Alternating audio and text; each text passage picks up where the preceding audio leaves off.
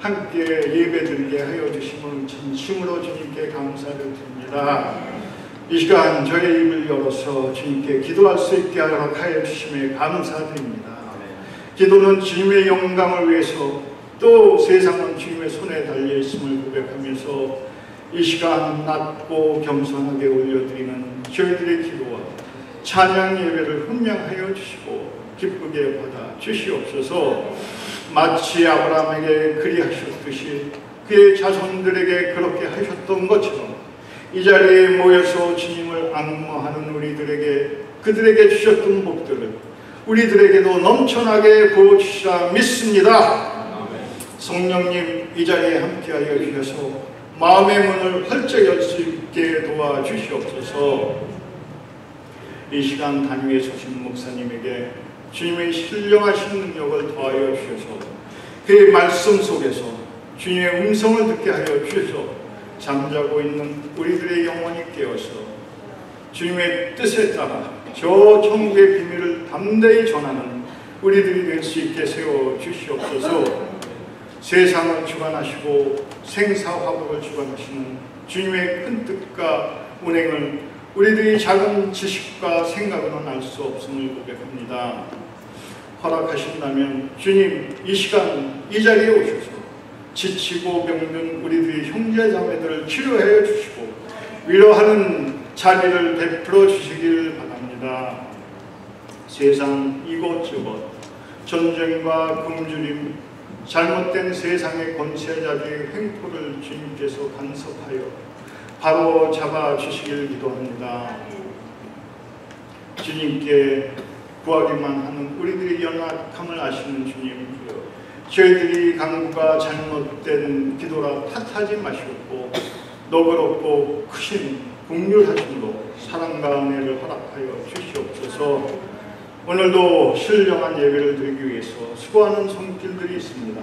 기도로 예배를 도우시는 분들과 찬양으로 성가대로 인터넷 홍보와 주고받는과 회계실로 말씀 가르치는 수고와 친교 또한 교회의 종을 가꾸고 고치는 손길, 그 외에도 알게 모르게 수고하는 손길들을 주님 어여삐 기억하여 주시옵소서. 오늘 그동안 수년 동안 함께했던 홍 목사님이 저희 교회를 떠납니다. 그의 계획과 진로에 주님 함께하여 주셔서 주님의 영광이 나타나게 하여 주시옵소서. 그의 꿈과 목회 비전이 모든 값진 열매를 맺을 수 있게 도와주시옵소서. 주여, 이제는 예배를 시작하는 시간이 오니 마치는 시간까지 주님 함께하여 주실 줄 믿사옵고 예수님 이름으로 기도드립니다. 아멘.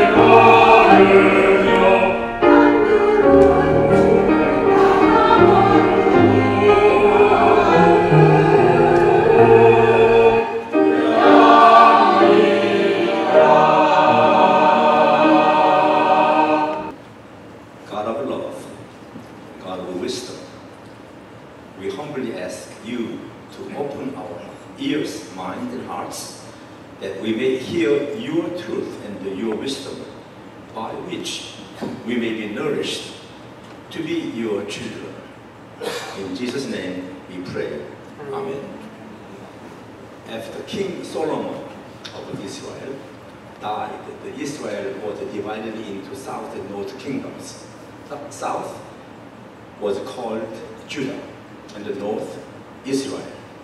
In the northern kingdom, Israel, kings after kings, they rebelled God by worshiping foreign idols. As a means of wrath, God ordered the cloud not to rain over the land for 3.5 years. And the entire country came under severe famine. Then there was a man of God, whose name you know, the Elijah prophet. And God told him, go at once to Zarephath, a small town in Sidon, and stay there. I've told a widow there to supply you with the food. So Elijah went to the town that God told him to go to. When he came to the town gate, a widow was there gathering sticks, twigs. So he called to her and asked, would you bring me a piece of bread? Then she stared at him and replied, I don't have any bread. I only have a handful of flour in a jar and a little oil in a bottle. I am gathering a few sticks now to take it home and make a meal for myself and my son, that we may eat at our last meal, then to die. Then Elijah said to her, don't be afraid. Bring me a cake of bread for me first, then make something for yourself and your son. For God of Israel says, the jar of flour will not be used up and the bottle of oil will not dry until days the Lord gives rain on the land. Believing Elijah's word as the word of God, she did as Elijah told her. Then look what happened. The jar of flour was not used up after days and after use, and the jar of oil did not run dry, in keeping with the word of the Lord spoken by Elijah.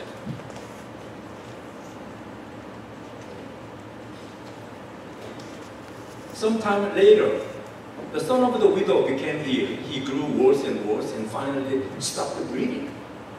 What a predicament. And she said to Elijah, actually she complained, what do you have against me, man of God? Did you come to remind me of my sin and kill my son? Elijah did not say a word. Instead, Elijah replied, give me your son to my arm. So he took him, the body, from her arms and carried him to the upper room where he was staying and laid him on his bed, Elijah's bed. Then Elijah cried out to the Lord, O Lord, my God, have you brought tragedy also upon this widow I am staying with, by causing her son to die? Then he stretched himself out on the body 3 times and cried to the Lord, O Lord, my God, let this body's life return to him. And the Lord heard Elijah's cry, and the boy's life returned to him, and he lived again.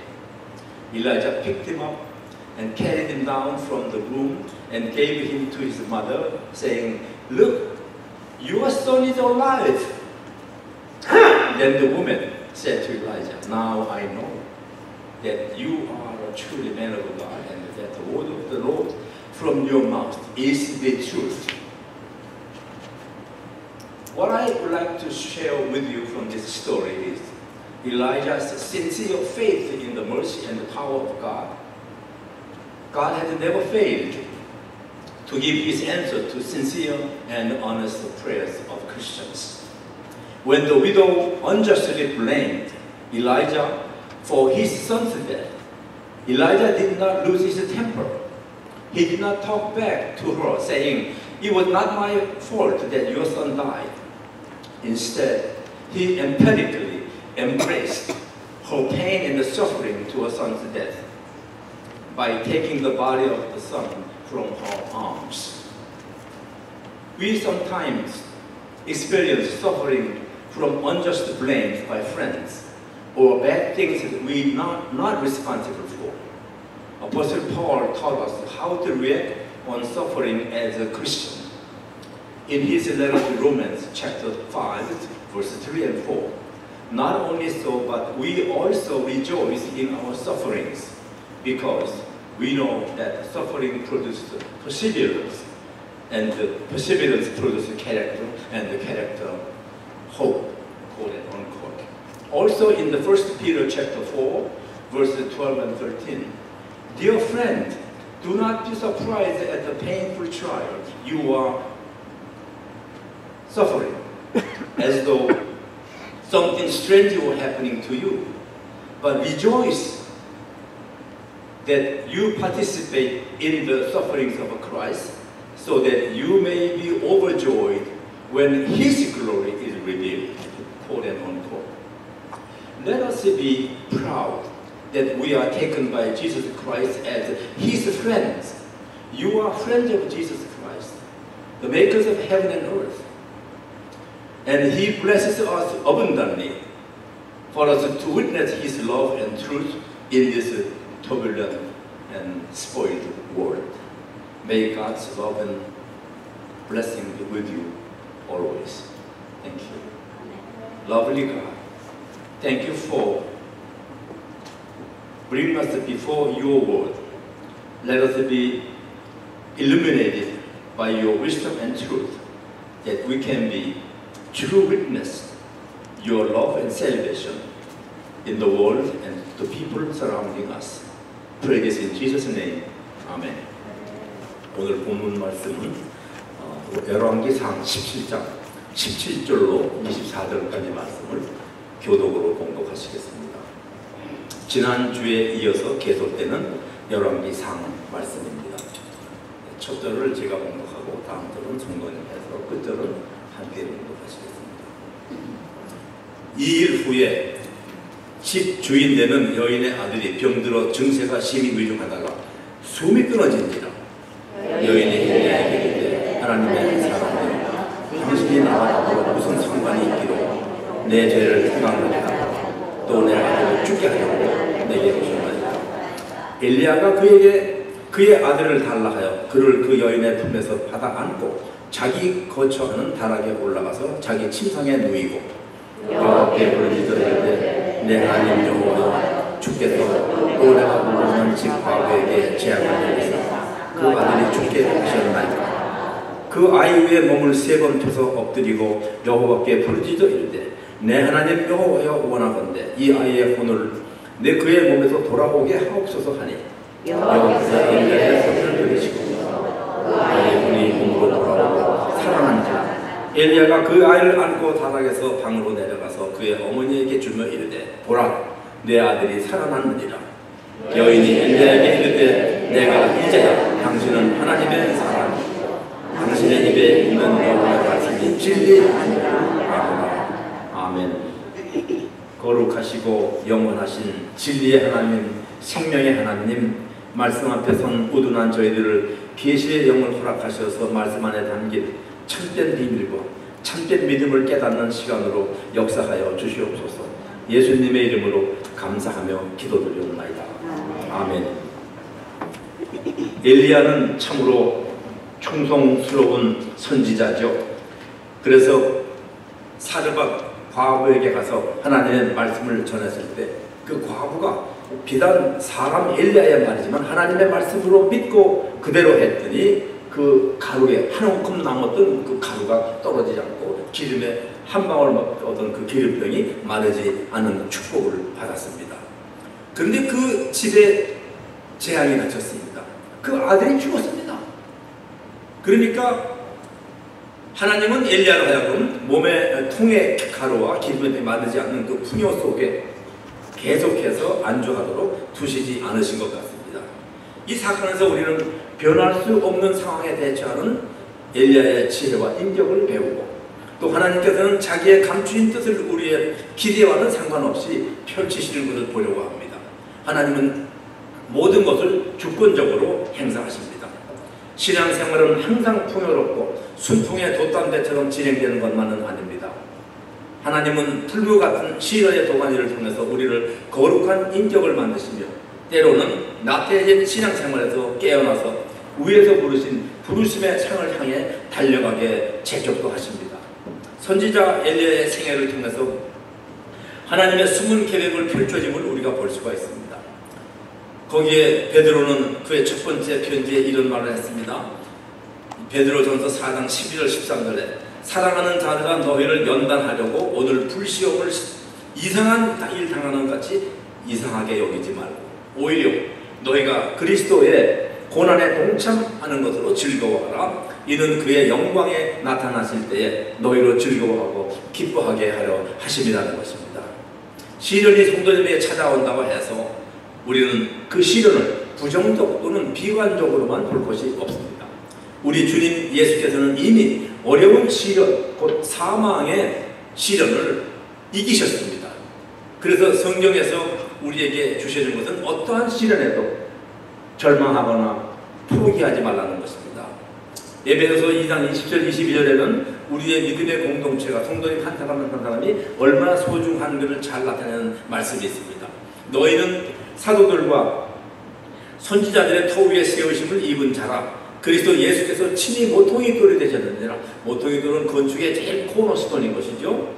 그 안에서 건물마다 서로 연결하여 주 안에서 성전이 되어가고 너희도 성령 안에서 하나님이 거하실 초소가 되기 위하여 그리스도 예수 안에서 함께 지어져 가느니라.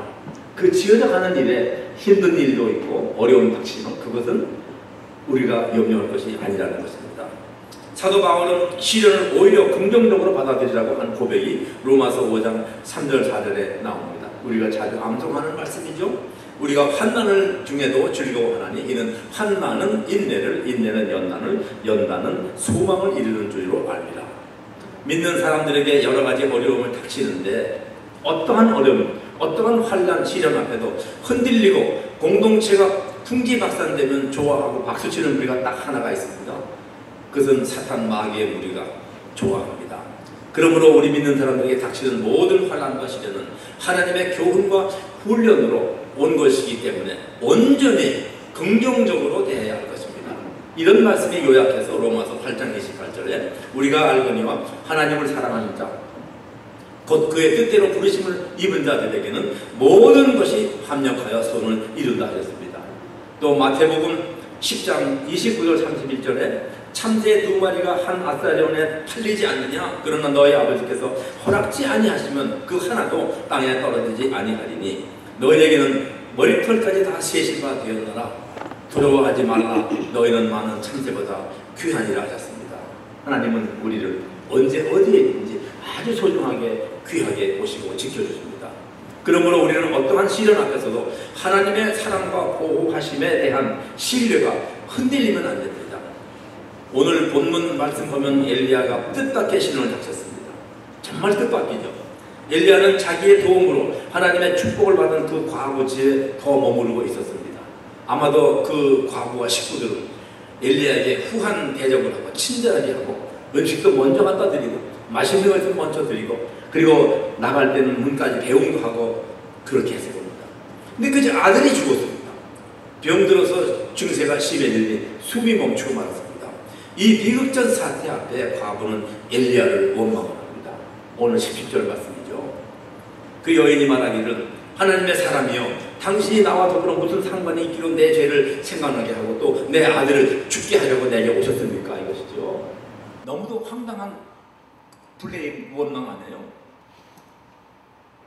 이 사르밧 과부의 신앙은 얄팍한 신앙이었습니다. 통에 가루가 떨어지지 않고 병에 기름이 마르지 않는 물질적 축복에 만족하는 기복 사상에 머무는 신앙이었습니다. 사람들은 일이 안 될 적에 쉽게 남을 원망을 합니다. 믿는 사람들도 환경이 불리하게 나타날 때 주님에 대한 신뢰가 흔들릴 때가 있고 때때로 불평과 원망을 합니다. 그래서 광야에서 여호와 하나님을 원망하던 이스라엘 백성처럼 원망하기를 잘하는 사람들이 됩니다.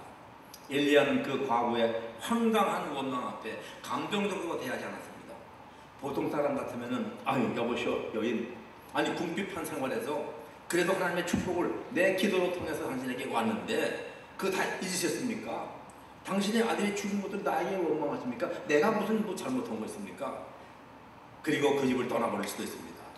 많은 사람들이 그리스도인들도 그러한 경우를 닥치면 훌훌 터고 어려운 현실을 피해버리는 겁니다. 엘리야는 그렇게 하지 않았습니다.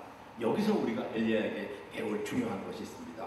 첫째, 엘리야는 하나님의 지시가 있을 때까지 움직이지 않았습니다. 그 나라가 온통 기근이 되어도 먹고 살기 어려울 적에 하나님은 너는 그리 시내 거라 하라. 거기 가서 까마귀가 먹이 될 것이다. 그리 갔습니다. 또 거기 강물이 시내 물이 많으니까 하나님이 이번에는 사르밧 동네 과부 집으로 가라. 과부가 너를 먹이 될 것이다. 그리로 온 것입니다.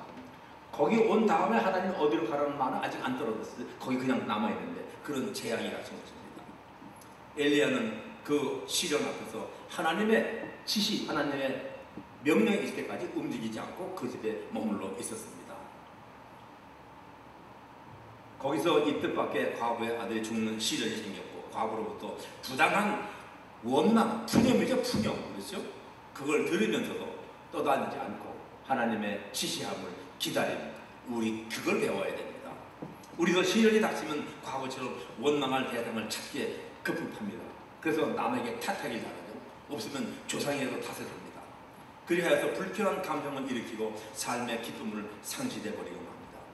가정에 닥친 환난과 시련을 다른 식구에게 원망함으로써 가정의 평화가 깨어집니다. 개인적인 불평과 문제로 교회를 원망하기 때문에 하나님의 사람들이 누려야 할 풍성한 교제와 기쁨이 사라집니다. 교회이고 가정이고 한번 기쁨의 교제가 깨어지면 그것을 회복하는 데는 오랜 시간이 걸립니다. 또 이것을 기다리지 못하고 가정을 무너뜨리거나 교회를 떠나는 사람들도 있습니다. 그런데 이 과거의 원망 앞에 대처하는 엘리야를 봅시다. 오늘 18절 19절 말씀이 엘리야가 그에게 그의 아들을 달라하여 그 아들을 여인의 품에서 받아 안고 자기 거처 다락방에 올라가서 자기 침상에 누이고 여호와께 부르실 때 내 하나님 여호와여 주께서 또 내가 울고하는 이 집 과부에게 재앙을 내리사 그 아들이 죽게 하셨습니까? 하나님께 하소하는 것이죠. 엘리야는 그 과부가 안고 있는 죽은 아들을 달라 하였습니다. 가슴으로 안는 것입니다. 엘리야는 그 과부의 슬픔과 고통을 대신 끌어안는 너그러운 사람이었습니다. 즉 그는 다른 사람의 고난을 대신 질 줄 아는 성품의 사람이었습니다. 본문에 보면은 그 죽은 아들을 안고 자기의 다락방으로 올라가서 거기 누이고 그 시체 위에 3번 엎드리면서 여호와께 부르짖어 기도합니다. 오 하나님, 하나님, 우리가 남을 위해 기도한다는 것은 그 사람에게 닥친 아픔과 부담을 자기 것으로 안고 기도할 때 중복이 된 것입니다. 느헤미야가 70년 포로 생활 끝에 예루살렘으로 돌아가게 됐죠. 그 성전을 재건합니다. 그때 기도하죠. 우리 그 기도를 본받아야 됩니다. 느헤미야는 그 자기 조상들, 아버지, 어머니, 할아버지 그분들의 죄악을 자기 죄인 양 슬퍼하며 기도합니다. 느헤미야 1장 4절부터 6절에 조상들의 저지른 죄악이 우상숭배죠. 그 말을 듣고 앉아서 수일 동안 슬퍼 울고 하늘의 하나님 앞에 금식하며 기도하는데 거기 들어오신 하나님 여호와여, 이제 종이 주야로 기도하오니 이스라엘 자손의 주 앞에 범죄한 것을 자백합니다. 귀를 기울여 주시옵소서. 조상들이 여호와 앞에 범죄한 것은 마치 자기의 죄처럼 통행합니다. 조상들이 우상을 섬기는 범죄를 범할 때 느헤미야는 세상에 태어나지도 않았었습니다. 엘리야의 다른 사람의 고통을 자기 괴로움으로 안고 끌어안는 기도에서 우리가 두 가지 생각이 납니다. 우리도 어려움이 있을 적에, 교회에 어려움이 있을 적에 우리는 어떻게 했나? 또 하나 우리 조국의 일을 두고 우리는 어떠한 중보 기도를 드리나? 우리 교회가 지난 수년 동안 고통을 안고 있을 적에 그 아픔을 내 것으로 안고 기도하기보다는 남을 탓하고 원망하기를 쉽게 하지는 않았는지, 교회가 고통을 당하면서 제일 먼저 가슴 아파하시는 분은 예수님이시고 그 다음에 교회를 사랑하는 사람들입니다. 그 고통을 내 고통으로 안고 정말 나는 눈물을 흘리며 기도했나? 여기 계신 여러분들은 교회 시련이 닥쳤을 적에 훌쩍 떠나버리지 않고 그 시련 속에서 하나님의 뜻이 계심을 믿으면서 기도하시고 인내하시고 지켜온 교회 그루터기 드립니다. 여러분 나무 밑에 그루터기가 있죠. 거긴 다시 싹이 납니다. 엘리야가 자기가 처한 환경에 시련이 닥쳤을 적에 하나님의 지시를 기다리며 남아있었던 것과 같은 자세인 것입니다. 그러므로 이제 자비로우신 하나님께서 성도님들의 그루터기, 거기서 드린 기도와 기다림에 좋은 것으로 응답해 주실 것을 믿고 축원하는 바입니다. 또 다른 하나는 분단된 조국의 아픔을 우리 믿는 백성들이 조상들의 무지와 죄뿐 아니라 내 죄로 알고 크신 하나님께 통회하였나 고백하는 일입니다. 나라와 민족을 위해서 기도할 때 우리는 나라의 범죄가 내 죄인 것처럼 그 죄악을 끌어안고 기도해야 할 것입니다. 이것이 중보기도하는 사람들의 바른 자세임을 위대한 선지자 엘리야에게서 배웁니다. 세 번째, 엘리야는 온유한 사람이었습니다. 대개의 경우 평상시엔 온유한 사람도 시련이 닥치면 과격한 반응을 보입니다. 그러나 시련을 마음의 여유를 가지고 대하면 자신을 돌아볼 수 있는 기회와 시간을 발견하게 됩니다. 뜻하지 않은 어려움에 처할 때에 비로소 자신을 보게 됩니다. 엘리야는 황당한 푸념 앞에 온유함을 잃지 않았습니다. 이러한 침착함은 엘리야가 갖고 있는 하나님께 대한 신뢰의 바탕을 두고 있습니다. 엘리야는 시련 속에서도 하나님의 선하신 숨은 뜻이 있음을 확실하게 믿고 있었습니다. 만일에 엘리야에게 그런 신앙이 없었다면 과거의 부당한 원망 앞에 에이, 배은망덕한 여자로구나, 난 떠나겠어 하고 문을 박차고 떠나버릴 수도 있습니다. 그렇게 되면 그 죽은 아들도 살아나지 않았을 것이고 그 과부도 믿음을 회복할 수가 없을 것이고 하나님의 영광도 아무것도 나타나지 않았을 것입니다. 그 과부는 죽은 아들의 시체를 부둥켜 안고 계속해서 엘리야를 원망하면서 혼자 통곡하다 일생을 마쳤을 것입니다. 잠언서 16장 9절에 이런 말씀이 있죠. 유순한 대답은 분노를 주게 하고 과격한 말은 노를 격동한다였습니다. 또 디모데후서 2장 24절 25절에 마땅히 주의 종은 다투지 아니하고 모든 사람을 대하여 온유하며 가르치기를 잘하며 참으로 거역하는 자가 있다면 온유함으로 징계하라. 하나님은 모세를 온유한 자로 칭찬하셨습니다. 예수님은 나는 마음이 온유하고 겸손하니 나의 멍에를 메고 내게 와서 배우라. 마태복음 11장 29절 말씀입니다. 온유하다는 것은 감정 느낌도 없애버리라는 것이 아닙니다. 감정도 하나님이 주신 은사 중에 하나입니다. 누가 자기에게 이유 없이 욕을 하면 감정이 상합니다. 모르는 어른이 자기 자녀 뺨을 때리면 우라가 치는 걸 먹게 됩니다. 이런 반응은 자연스러운 일입니다. 그게 나쁜 것이 아닙니다. 그러나 어떠한 부당함을 당한 쪽에 감정의 포로가 되면 분노가 폭발해서 사태를 더욱 악화하게 만듭니다. 제가 감정을 흘려보겠습니다.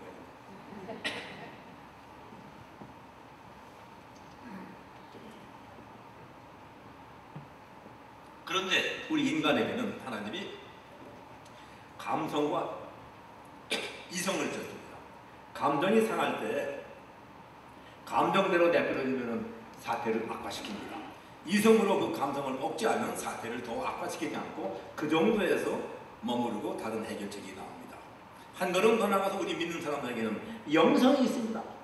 감성, 이성, 영성 다 하나님이 주신 은사인데 영성의 사람은 부당한 시련 또는 억울한 사태 앞에서 하나님의 선하신 뜻을 이루어내는데 이것이 영성의 사람이 갖고 있는 참고 기다리고 온유함인 것입니다.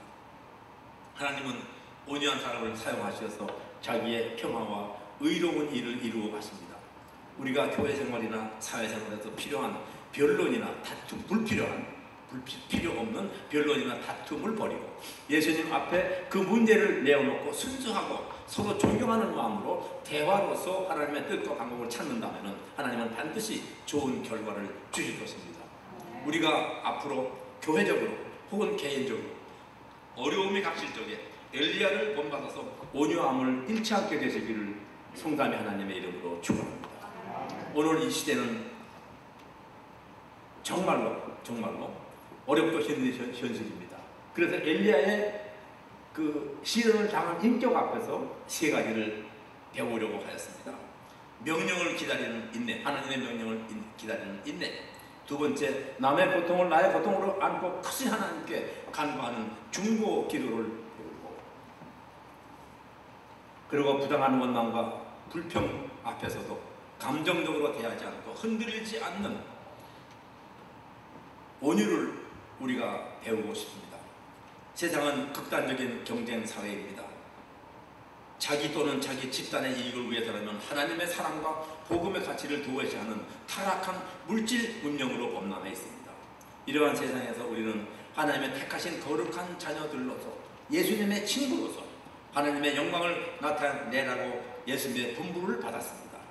세상을 본받지 말고 어떠한 시련의 경우에도 하나님을 신뢰하고 이웃의 고통을 나의 고통으로 끌어안고 그리고 언제나 온유한 성품과 행함으로써 예수 그리스도의 사랑과 구원의 은혜를 전파하고 증거하는 성도님들이 되시기를 성삼위 하나님의 이름으로 축원합니다.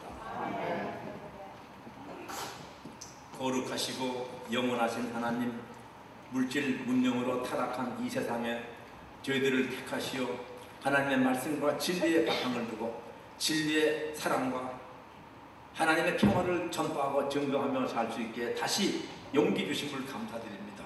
세상은 심히 어지럽고 혼탁하오나 택함받은 저희들이 은혜의 백성들이 하늘의 백성들이 세상에 나아가서 세상을 쫓아가고 하나님의 영광을 증거하는 삶을 살기에 부족함이 없는 모든 것을 허락하여 주시옵소서. 살아계신 예수님의 이름으로 감사하며 기도드리옵나이다. 아멘.